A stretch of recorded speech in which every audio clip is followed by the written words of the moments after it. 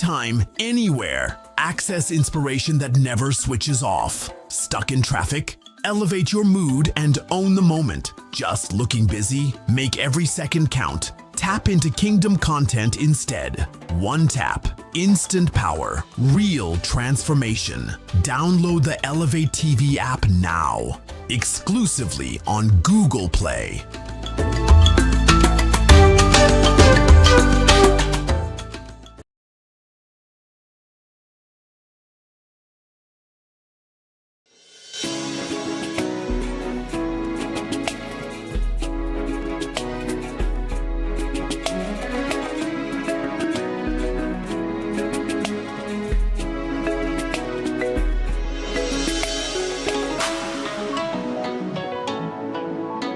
Elevate TV, advancing Kingdom lifestyle.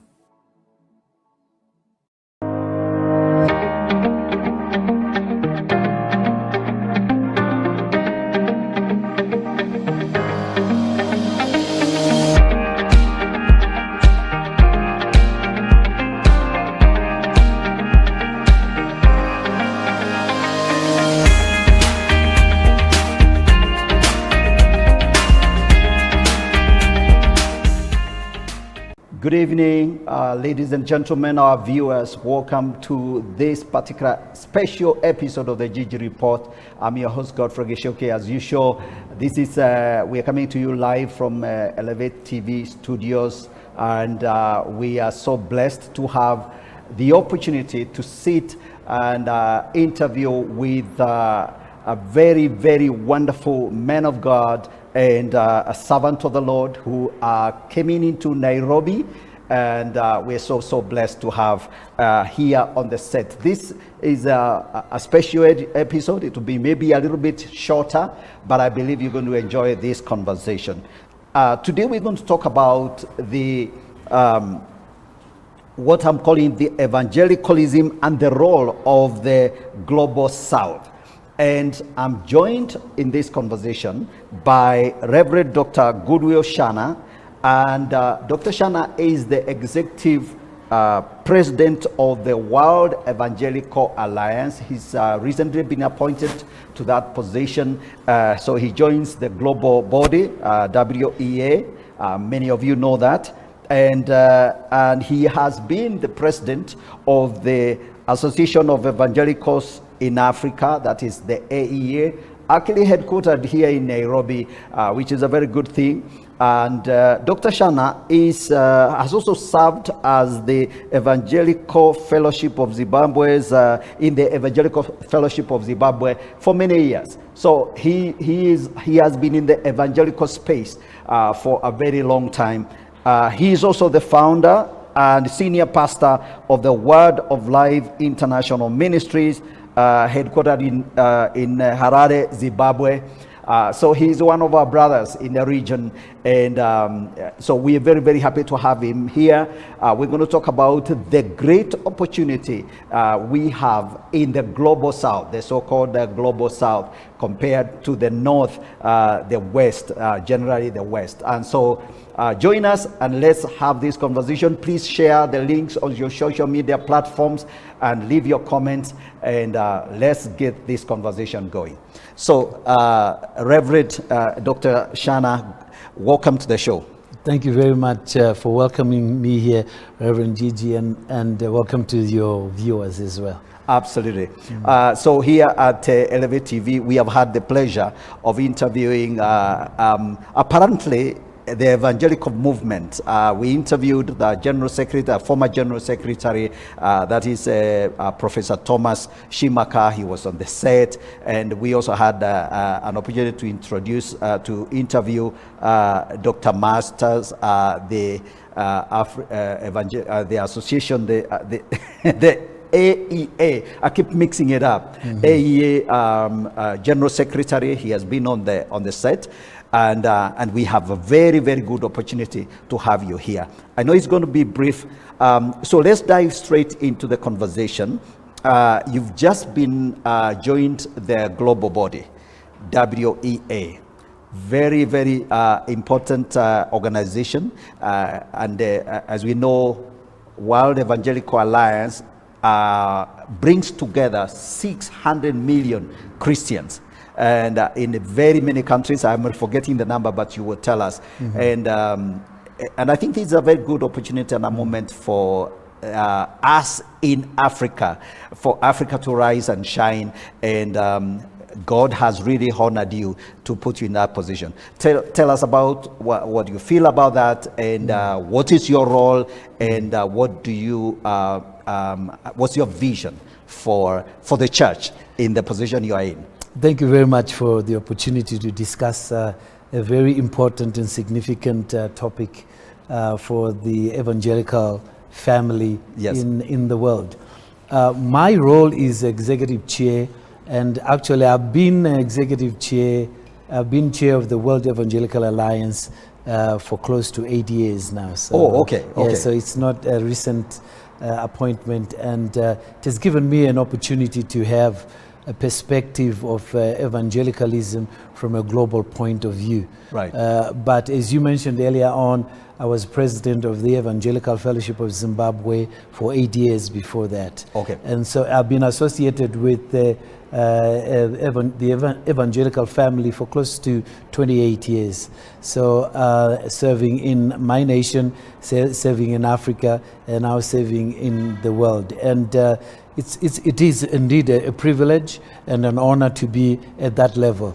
But it's also indicative and maybe in a sense prophetic about the role of Africa on the global stage, to have an African at that level and leading the global family. I think it is significant, it is prophetic and indicative of the role that Africans need to play and will play in the future unfolding of the evangelical spheres around the world. Wonderful. So yeah, it's my honor to be here and to share with yourself some perspectives from the global perspective of the evangelical family. Absolutely. Thank you so much. Thank you so much. Okay, so let's talk about Africa. Africa now is playing a very critical role in the world. You're in a very important position, and there has been this big problem in Africa, which we all seem to point to the challenge of leadership. So, from where you sit, having been involved in the leadership within the evangelical movement for the last 28 years, and also interacting with many leaders in Africa, especially at the African leadership of the evangelical movement, please tell us about how serious is this problem of leadership in Africa? And I would like you to give it. I would like to give it a bit of context. For example, we have presidents in Africa that have been ruling for more than 40 years. Some of them are in their. We don't even want to talk about their ages. And Africa is in this kind of transition. We have a very young population, a youth bulge across Africa. Yet our leadership doesn't seem to change. Talk to us about that challenge of leadership. Yeah, leadership is one of the numerous challenges that Africa is facing, and it is facing that because of a number of reasons. And one of the reasons, of course, is that culturally and in terms of governance, administrations in our culture, we always honor seniority, we honor age, yes, and we bestow age with honor and understanding that they have wisdom. Right. So part of the reason why we have this dual problem of leaders who are old and in a continent that is young is because of our culture. Right. We honor the mzes of our lives. we give them room. We give them opportunity to speak and to direct things from a cultural point of view. But oftentimes it doesn't translate into a sense of relevance. So we often have leaders who have cultural wisdom, but they don't have current relevance. And in those years of their seniority, they've accumulated power, experience, influence, which the young people do not have. And so there's a consistent hegemony of power and influence bestowed on older people. Right. And there's nothing wrong if that could be transferred, if that could be, that platform could be used to raise the next generation of leadership. But somehow we are so embedded in that kind of cultural format of leadership that we often do not make that transition. Okay. I think also the second thing is that over the years, some of our leadership have not been aware that things have changed. Yes. And as there's a sea change, as the flow of things change, many of our leaders remain aloof from what is happening on the ground. And therefore we see this distance between our leaders and the people on the ground.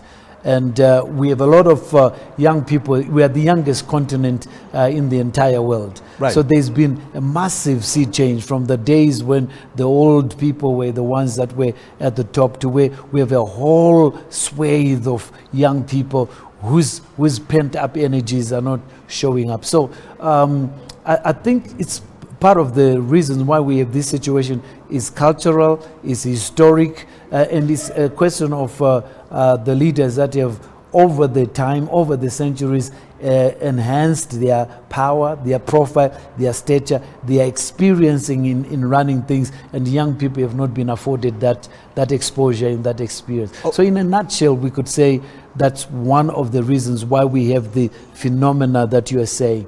But all across Africa, we have a leadership problem. We have a leadership problem because much of Africa has not been framed to lead itself. Mm-hmm. It's part of the colonial heritage.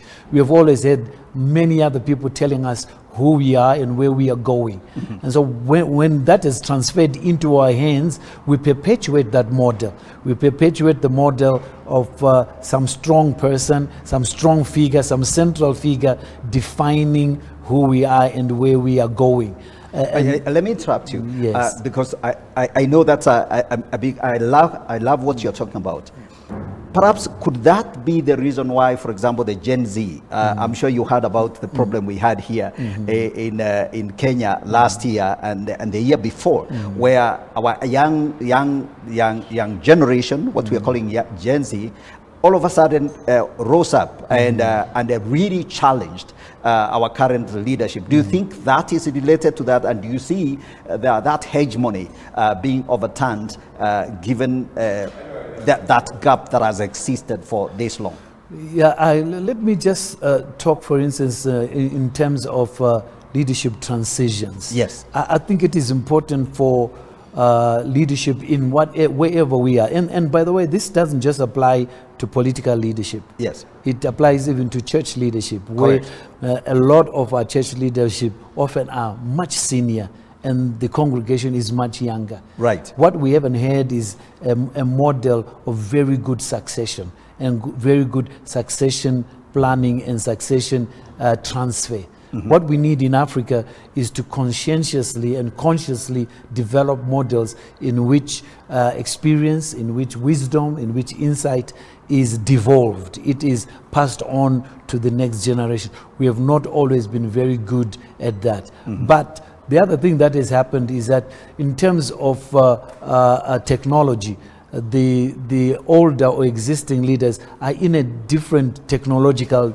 universe. Yes. And that difference in technology often is estranged the leadership from where the rest of the continent is going. The young continent are in this technological universe where everything is interrelated, where everything is instant, where there are no gatekeepers, right. Where there is no political or power hierarchy. Yes. And because of that, there's often a failure to connect, to create some place of relevance and resonance. Yes, and so we need a leadership that can relate, that can have resonance, that can connect with what Africa truly is. It is a young nation. Absolutely. If we can do that, yes, we will be able, in a way, to move much quicker to to the full potential of what the African continent is all about. Absolutely, Yeah. absolutely. I love that. I love that what you're describing, that bridging the gap, because we are in two different universes. Yes. The older generation see things differently. Technologically, we are in a different framework, while the younger generation are in this environment and the framework where they are totally connected. They connected with one another, so they don't understand why the leaders are not connecting with them. And I think that's a very good challenge you are throwing to us, plus throwing it to the church, telling the church that, look, we have to begin to think how we transition the new generation into leadership, so that then they can be part of the change and the solution in our nation. Let me jump into that and create some kind of contrast between Africa and the world. For instance, we were talking about evangelicalism and the role of the evangelical South. We've been doing a lot of church planting in the Northern Hemisphere, the United Kingdom in particular. Yes. At one time, the United Kingdom was a thriving Christian democracy, even in Scandinavia and other. But over the years, the church has lost its influence, its grip, morally, spiritually, and in other ways. And part of that was this inability to capture the next generation. And so when we're talking about this generational gap, it's also it happens spiritually or in the church. And a good example is the churches in the Northern Hemisphere. Absolutely. Many of the churches have there was a distance that grew between the clergy, between the church and the young people. So many of the churches are empty. Many of the churches are actually on sale or being sold or being overtaken by this. And so the church in Africa also needs to be able to understand this demographic shift. And this demographic shift is a very important element in the evangelicalism of the future. Because Africa is the fastest growing demographic of young people, and also the most Christian demographic in the entire world. And so evangelicalism is moving demographically to the Southern Hemisphere, and in particular to Africa. And so I think there is a need to recognize that. There's a need for the church to be able to prepare itself to be the center of gravity of Christianity across the globe. Not only in terms of theology, but in terms of numbers, in terms of passion, in terms of energy, in terms of the future. Because being young, we have a longer horizon to run in terms of Christianity than the Northern Hemisphere. Absolutely. Actually, I want to follow up that again with something else I had mentioned of the set about the whole issue of training and preparing a new generation. Africa has been, the church in Africa has been framed as a church that is a mile wide and an inch deep, theologically speaking. And given that what you described, the problem of transitioning the generations, how well do you think African church leadership is preparing to train? How well are we doing in terms of universities, schooling, Bible schools? Because young people might actually completely get shunted out of that system, and we have people that for example, you need to raise for your church in Zimbabwe, but you can't find somebody with a bachelor's in theology or a master's in theology or something like that. So what do you think the church needs to do? So this is a very interesting question. We do need a church that is biblically sound and theologically clear.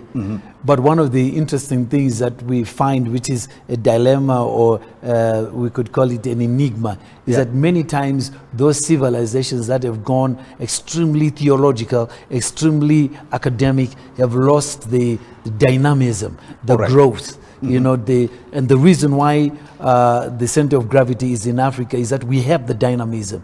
We don't always have the depth, but we have the dynamism. So the balance, the issue we have to answer is, how do we maintain our dynamic growth with a growth in depth of theology and understanding, so that we don't have dynamism that actually leads us in some way away from the core of our evangelical beliefs and doctrine. Right. And I think there's a great effort in answering that. Okay.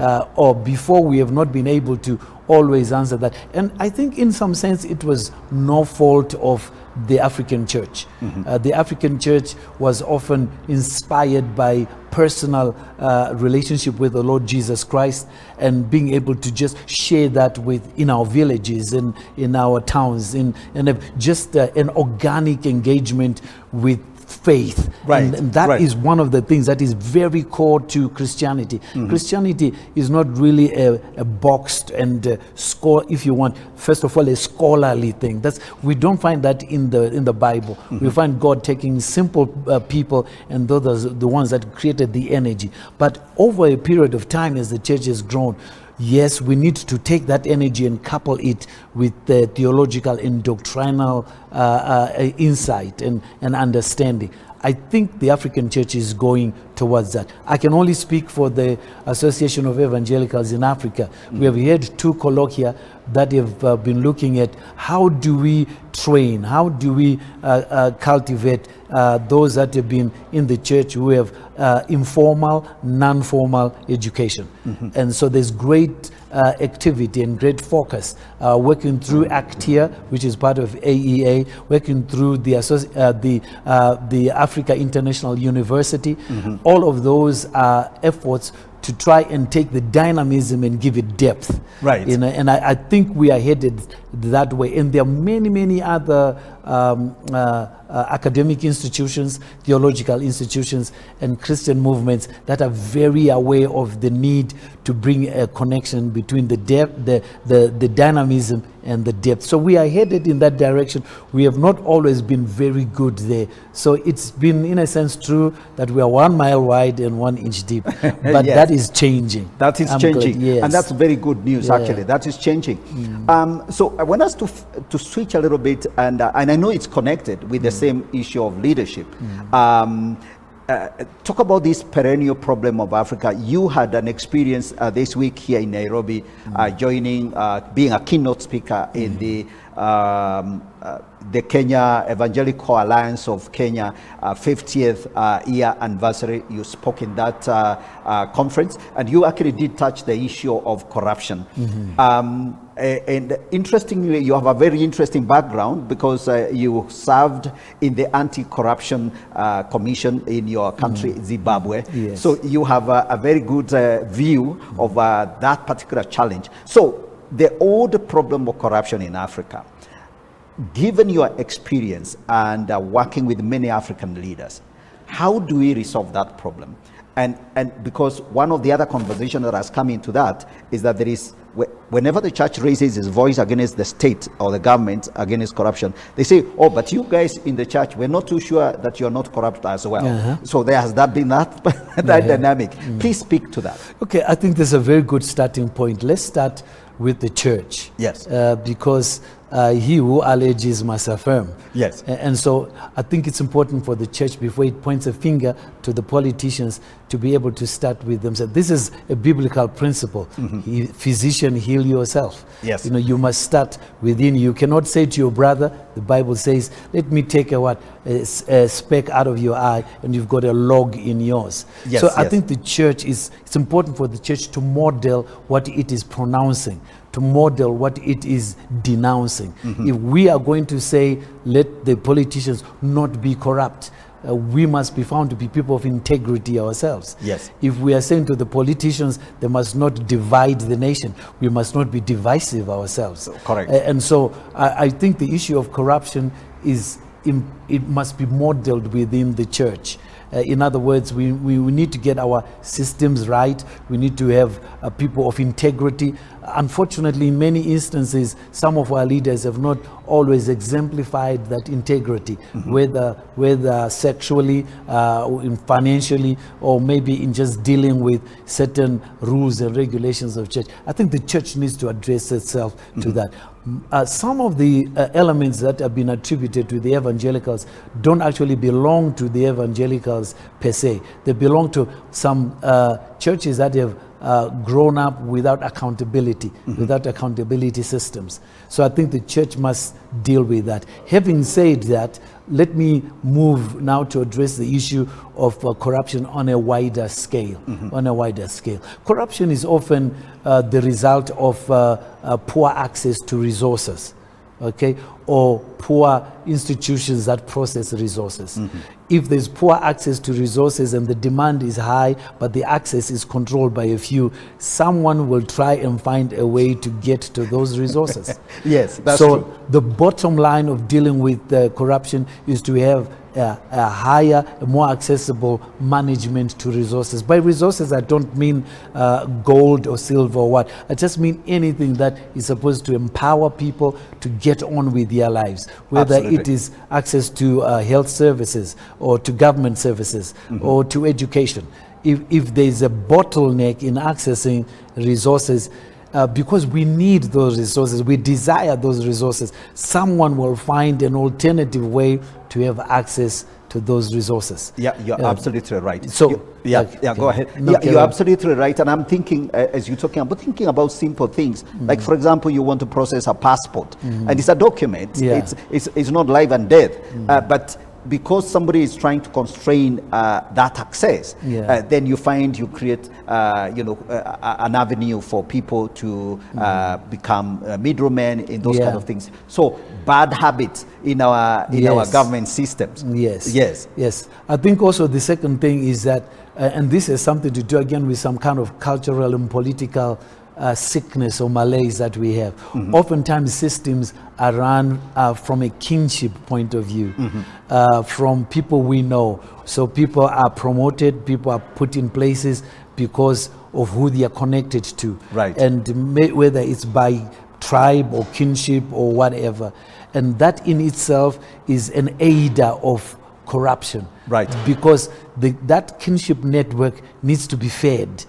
It will begin to feed on the system. It will begin to own certain territory or certain community or national assets, because it's a system that is fed from somewhere. So those are some of the elements that we need to deal with in order to combat corruption at those levels. The third one, I think, is just having systems that are accountable, institutional systems that are accountable. We need to have clarity of how things operate, or who is accountable to that, and there must be public accountability in the institutional systems that run our communities or our government. Absolutely. Absolutely. I love that. I love the kinship. The kingship and kinship problem, which then also manifests in the way we organize our politics. You are true African. You know the problem of Africa, and indeed, as you watch this show, yes, I think African problems are known, and it is possible for us to resolve them if we actually commit ourselves and go to the root of the problem. And I love that. I love that. So let's return to the World Evangelical Alliance as now we speak to some of the new development. There you have a new Secretary General who is going to be working under your leadership, and this gentleman, we just learned, I was actually informed very recently, Reverend Botrus Mansour. He's an Arab Israeli. Yeah, Arab Israeli from Nazareth. Yes. Oh, wonderful. Yeah. A man from Nazareth. From Jesus' hometown. From Jesus' hometown, he's going to be the Secretary General of World Evangelical Alliance. That's an amazing development. So I hope you have had some time with him. Can you tell us what to expect? I think the center of gravity has truly moved. We're back to the time of Christ coming to Egypt. Africa and Israel beginning to work together. And that's a very powerful development. Please speak to that. And because our leaders here in our nation need to hear that development. First of all, I want to just say that the selection of he's an advocate. He's a lawyer actually by training. Okay. Advocate Boutros Monso is a result of a rigorous process of selection. It's not driven by political or regional considerations in the first place.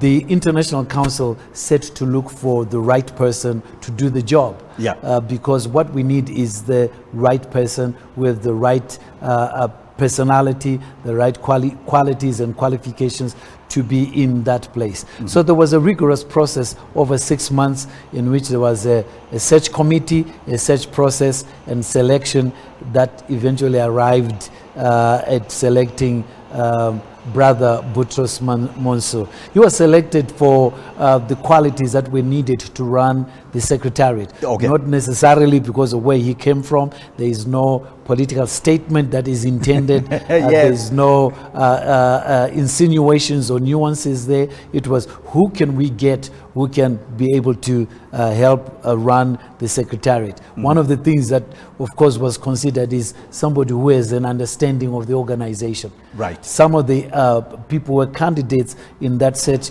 did not have an understanding or an association or an in-depth view of the organization, and that's not always a good thing. You need someone who knows what they are about, and the fact that he's from the Middle East adds a different perspective. It adds a different flavor to where we are at, and I think the evangelical family is a family of diversity, and so we expect that our leaders can come from any part and area of our diverse unity as the Evangelicals. So it just happens at this time we have someone who's an Arab Israeli. Perhaps in God's providence that means something. Perhaps it can aid in ensuring that the evangelical family understands the complexity of the Middle East, or maybe can get engaged in the Middle East, or at least have a sense of empathy and compassion for those that are in troubled circumstances, whether it's in Ukraine, Russia, whether it's in Sudan, South Sudan, or in DRC. We have a person here who understands what pain and trouble and conflict means. And we are in a world where there's so much pain and conflict and convulsion. So I think you will bring with him a sense of compassion, a sense of association with people who are going through trouble and through pain. I think that's a very good element in a leader. But of course, the other thing is that he's a very good listener. All right. And he's a very organized person. Absolutely. I'm very, very happy about that development. Like I told you, I had the pleasure of interviewing the former Secretary General, Professor Thomas Schumacher. Yes. A very nice gentleman, a German, a tall guy, wonderful, very passionate man, and it's been an amazing, it was an amazing experience. So now, we just want to wrap this up, but we want to talk about the final thing, and after that you can add whatever else you want. You've been in Nairobi, you've been in Kenya for this particular 50th anniversary of the Evangelical Alliance of Kenya, and you also have a very good feel of this country. I believe you can speak Swahili, you know. A little bit. Zimbabwe and Kenya, we have a very long and relationship, and you're well traveled.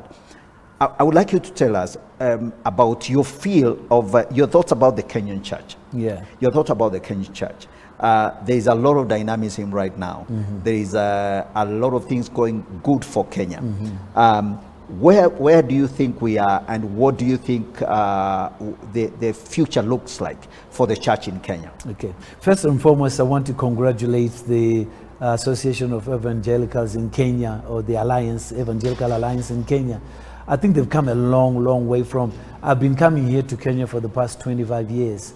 And what I've seen recently is a tremendous development forward from the early days when I came here to Kenya. The thing that was very clear to me when I came here was that the tribal divisions that were in the nation were in the church. But over the years, I've seen those that tribal division dissolve and disappear. I see a more united Kenyan alliance right now, and that is very, very encouraged. I see a Kenyan alliance that is wanting to take its place in the family of alliances around the world, and there's a lot of potential. There's a lot of great wealth here in the Kenyan church. You have some of the most amazing and outstanding leaders and churches, some of the most incredible experience from the 1800s even of the church here in Kenya. And I believe that the church in Kenya will play a significant role in the global south, for where you're coming from, for all the experience, the wealth that you have garnered over the years, the East Africa revival that was here. I believe that God is going to bring that back again. So there's a lot of energy and a lot of potential. You're one of the youngest nations actually here. If you could harness that in terms of mission work, I believe that the Alliance, the Evangelical Church in Kenya, is ready to move from being a mission field to being a mission force.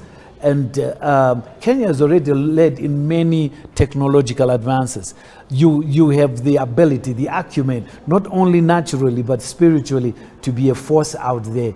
And I believe that the Kenyan church is going to play a very pivotal role in the region in East Africa. You're in a region that we often call the Ring of Fire. Somalia, Eritrea, Ethiopia, Uganda, DRC. But there's a hub here of stability, which we believe will be able to get into the hinterland of Africa, bring with it the gospel, bring with it peace.